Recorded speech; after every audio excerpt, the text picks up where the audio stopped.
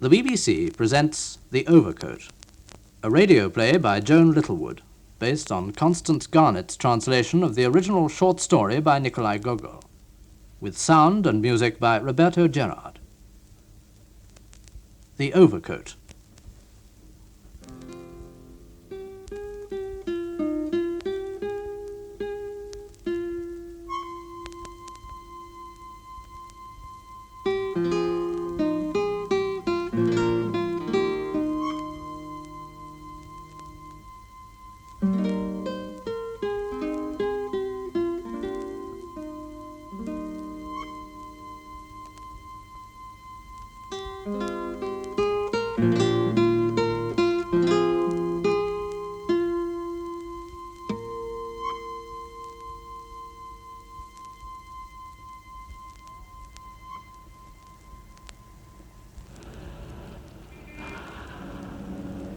Any chance of the fog lifting? It's a bit clearer up the road. A real Petersburg fog, eh? It is, isn't it? Good night. Good night, Irina. Good night. Good night.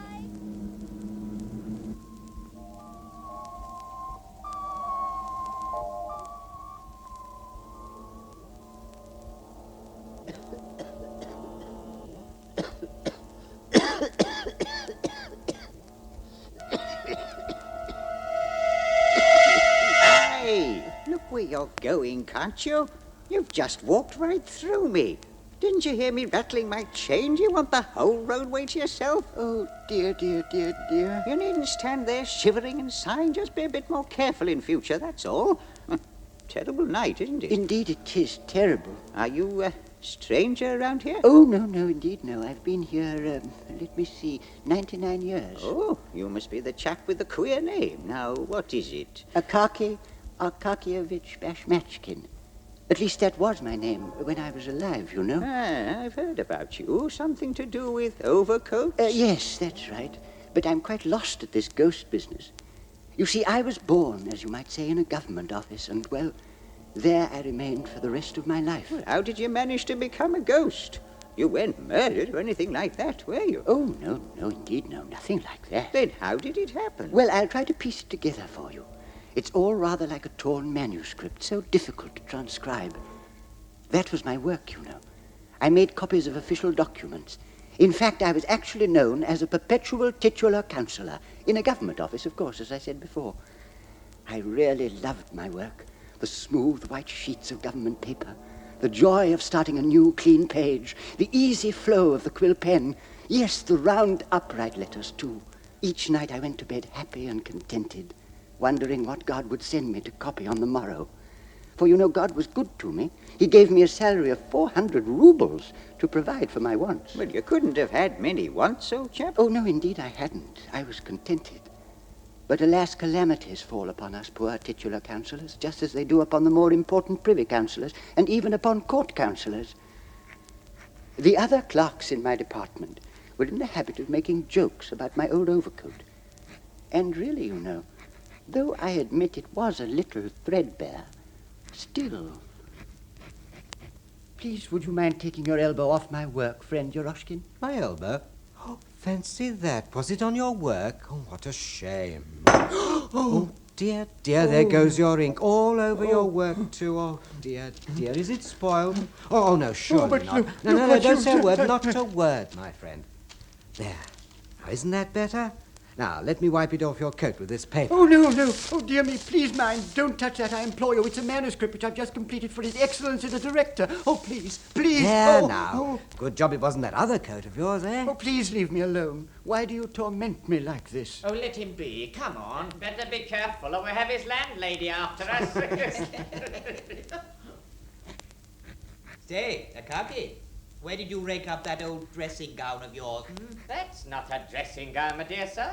That is an overcoat. Really? You don't say. Yes, his landlady gives him her old clothes to patch Oh, it. please, gentlemen, please. Don't disturb yourself, Akaky.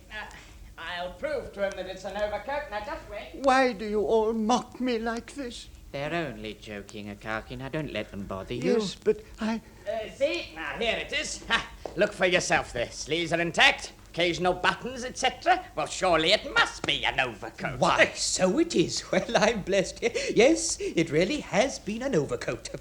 This rag at some time during an early age in the history of mankind has been honoured by the name of overcoat. Well, gentlemen, what offers have I for this ancient specimen of patchwork craft? Now, come on, gentlemen, a genuine antique relic dating back to the Neolithic age. How much, eh? Come on. Oh, there's the bell. At last. Come on, another day. Give my love to landlady, Akaky. There. They've stamped all over it. Whew, it is dusty. Yes, I really believe they're right. It certainly does seem a bit worn. Oh, but I don't know. It is rather thin on the shoulders here. I must say I've noticed it myself on frosty mornings. Yes, I have, and I'm getting a bit too old now to run all the way to work. Oh, and the lining seems to be coming through here. Well, coats aren't made the same these days. You can't expect them to last so long as they used to. Oh, dear, this is a nuisance. I'm afraid I'll have to have it patched. What do you think, Maria Ivanovna? Do you think it's very thin there? Do you want me to tell you what I think? Why, yes. Well, Akakyevich, every time you enter my door wearing that overcoat, I blush for shame. Oh. Yes, I do. People who think I've got a tramp for a lodger. Ever since I've known you, you've had the same boots, the same trousers, the same hat, and the same old overcoat. Those clothes are green with age, Akakyevich. Why don't you take more pride in yourself? Oh, but really... And another thing. Do you ever go and meet anyone to have a drink or a friendly chat? No. You sit up there in your cold room in the candlelight copying out your old papers. You just work and then you go to bed. But the papers must be copied, Maria Ivanovna. Oh, dear, I didn't realize that my clothes looked so bad. Perhaps you're right about the overcoat.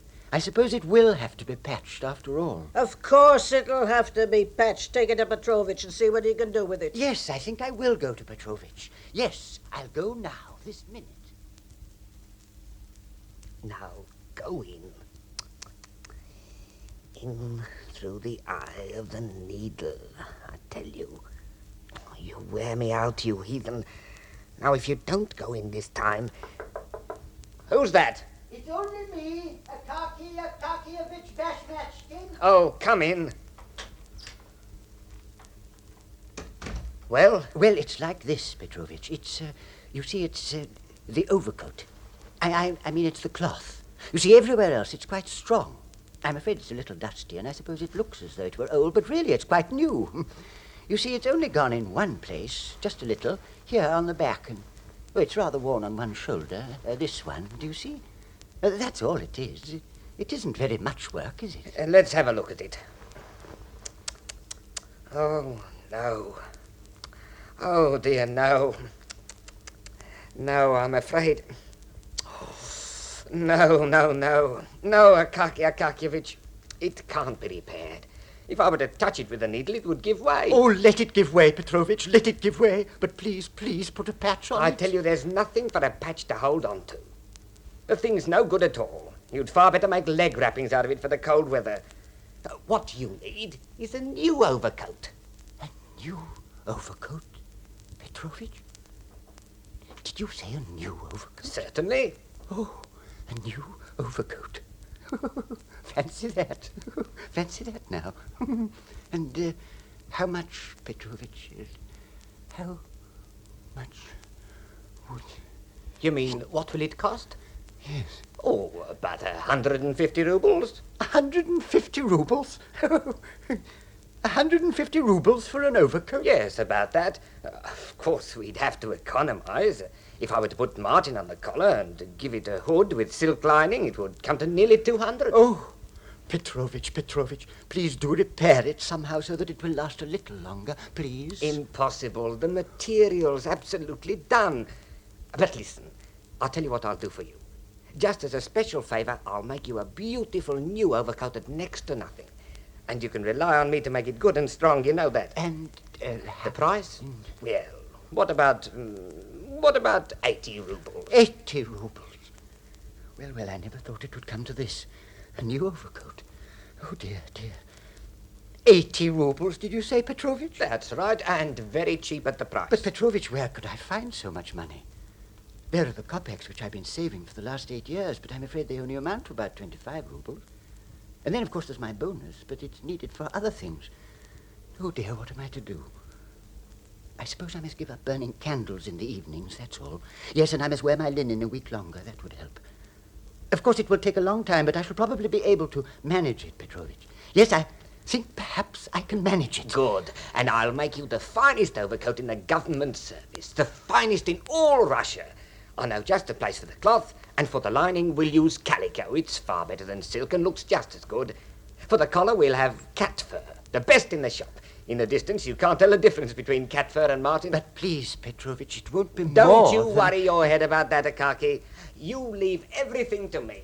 Good night, Akaky Akakyevich. Good night. Good night.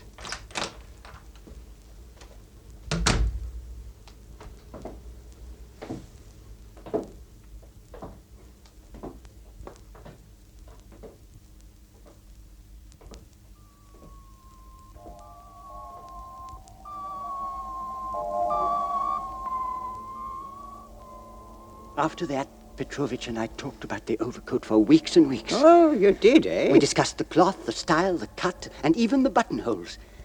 I remember I used to lie awake night after night wondering how I could cut my expenses still further. When I needed a candle, I crept into Maria Ivanovna's room and used hers. I trod lightly and carefully as I walked the streets to and from my work so that the flagstones and cobbles should not wear my shoes. And really, to tell you the truth, I did find it rather hard to get used to those privations. But after a while, I got quite accustomed to being hungry in the evenings. Though, of course, I was consoled by the thought of my future overcoat. Oh, of course, yes. It was always in my thoughts. It filled my life. It was almost as if I were to be married, as if I were no longer alone. Petrovich was busy on it for nearly 7 weeks. There were a great number of buttonholes, you know, otherwise it would have been ready much sooner. But at last, one frosty, chilly morning, the overcoat arrived. It was the happiest, proudest day of my life. My heart nearly stopped beating when I saw it. Petrovich handed it to me with a look of triumph in his eyes. We neither of us spoke, and he held it up in both hands so that I might see the full beauty of it. Then, when he helped me on with it, how its warmth spread across my shoulders. It fell in fine, rich folds about me, and the collar. Oh, shall I ever forget it? When I stepped out into the street in it, my heart was bursting with joy. Good morning. Morning, everybody. Morning. Gentlemen, Akaky Akakyevich has got a new overcoat. No. Yes, I've just seen him coming up the stairs. And he was actually singing to himself. No, I don't believe that, no. Listen, here he comes now. Good morning, Akaky Akakyevich. Good morning. Good morning.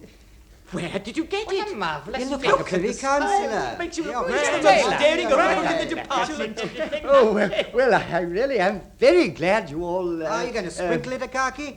Sprinkle it? Yes, drinks all round. Oh, what about a supper at your place to celebrate? Well, I don't think... You see, I can't quite Oh, manage. never mind, Akaky. I'll give the party instead. You're all invited to supper at my place this evening. How does that suit you, Akaky? Oh, thank you, Fedyor, thank you. But I'm Now, afraid don't say that that you can't come.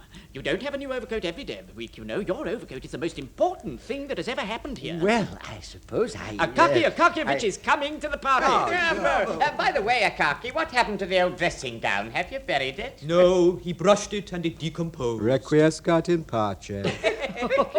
Now, don't you forget to come tonight, Akaky. You're the guest of honor, you know. Here's the address, 42 Nevsky Prospect. See you this evening. We'll have a grand time. Supposing you get back to your desks, gentlemen.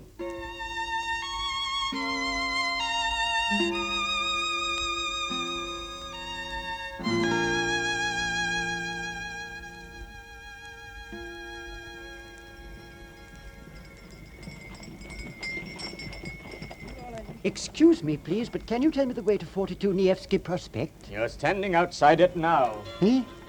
Oh, yes, so I am.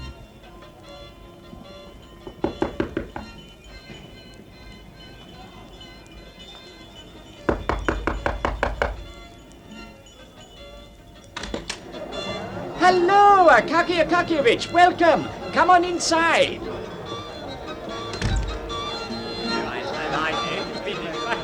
Ladies and gentlemen, here is our guest of honor, Akakyevich.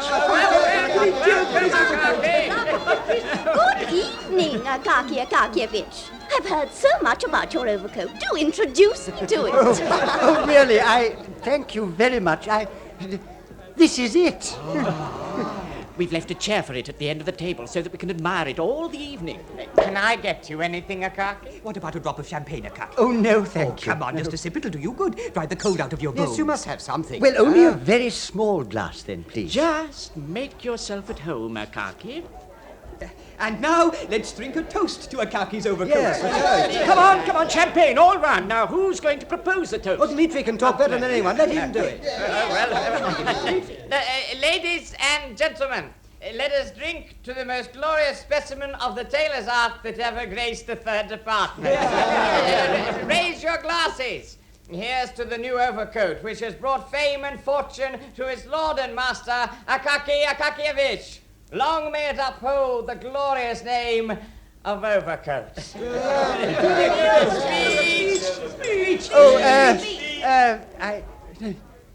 Thank you, everybody. Thank you.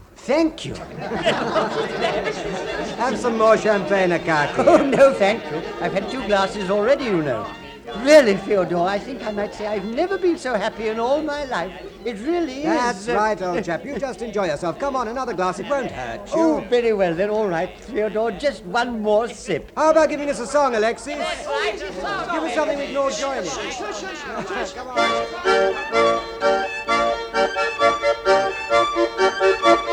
Through the wood the pathway wound, there a jackdaw hopped around.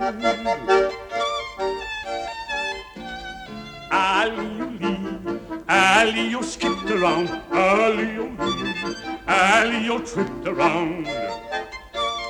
In her wake a falcon sped, quickly seized her as she fled. Ali-o-lee.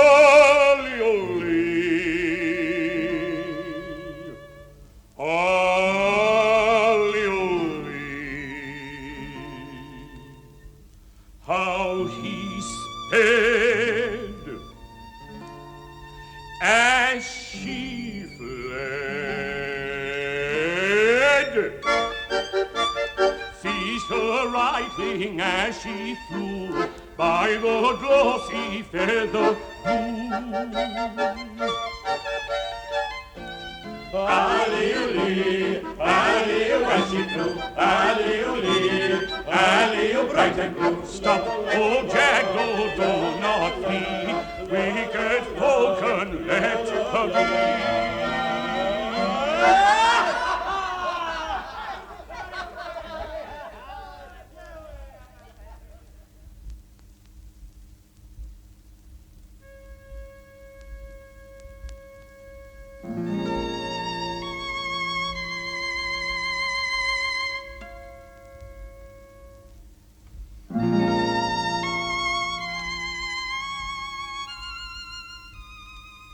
In her wake, a falcon sped, quickly seized her as she fled.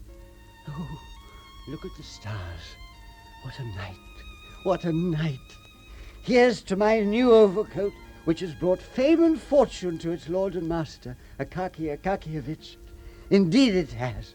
Yes, a glorious specimen of the tailor's art, they called it. Yes, yes indeed. What a wonderful evening it is. Ah, beautiful air. Beautiful, fresh, clean air. Good night. Good night. I wonder what time it is. I really don't know what time it could be. What a day. My overcoat this morning. Such a long time ago, it seems. And it really is a marvelous overcoat.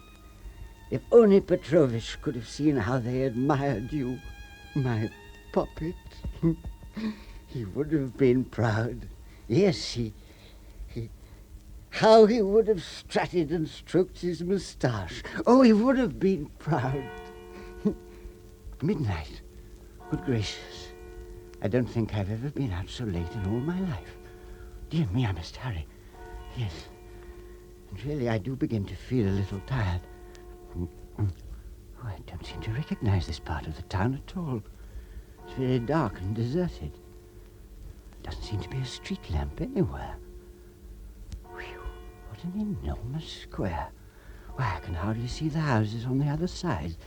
I don't quite like this.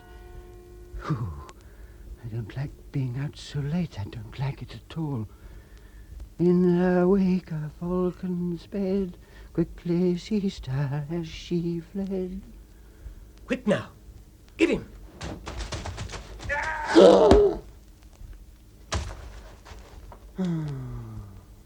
Anything in his pockets?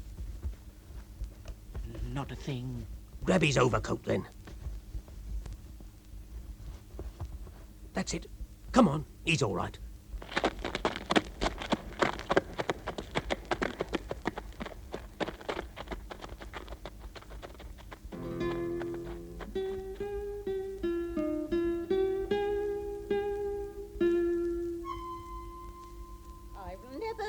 Such a thing, Akaky. Never in all the time I've lived in Petersburg. Stealing your overcoat like that. You'll go straight to the police superintendent. Never mind about the local constable. You'll go straight to the police superintendent.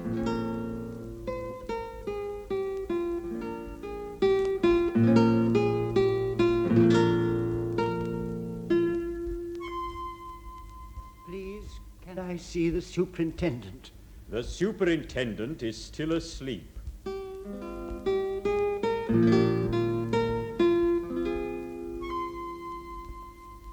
Please, can I see the superintendent? The superintendent has just gone out.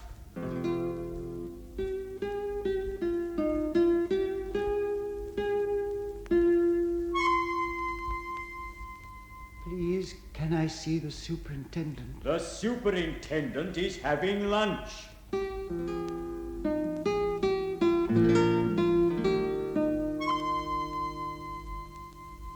It's no use going to the superintendent. He can't do a thing.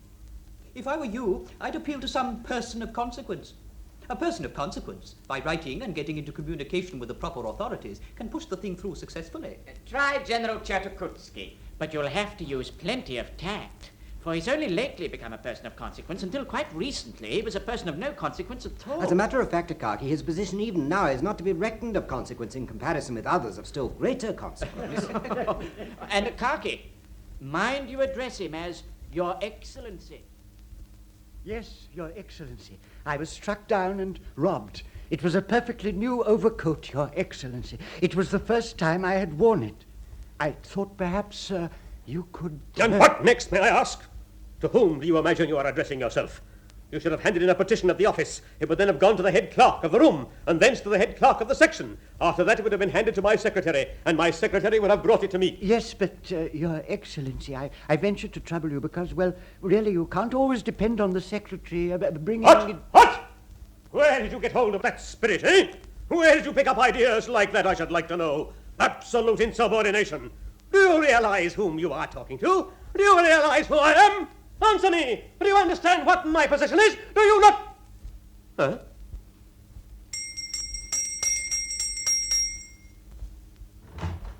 Yes, Your Excellency? Take him away, he's fainted. Yes, Your Excellency.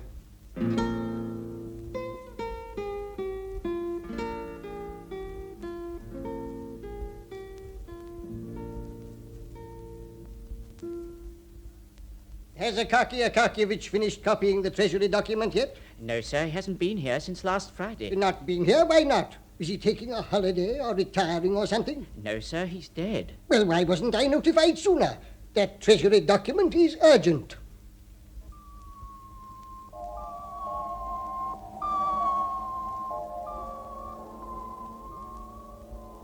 And so I died. That was 99 years ago, and ever since I've haunted the spot where I was robbed. More through force of habit, I think, than anything else. But one night, many, many years ago, I did meet the person of consequence face to face on this very spot. Before he had time to speak, I had gripped hold of him and torn his overcoat off his back. From that time on, I ceased to trouble people. And that, I think, is really the whole of my story.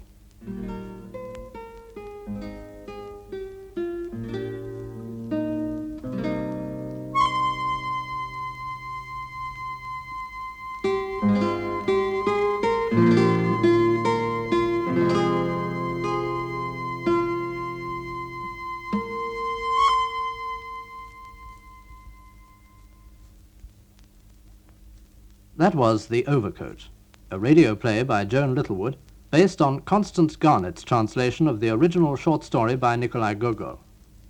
Sound and music were by Roberto Gerhard, and production for the BBC by Charles Lefeaux.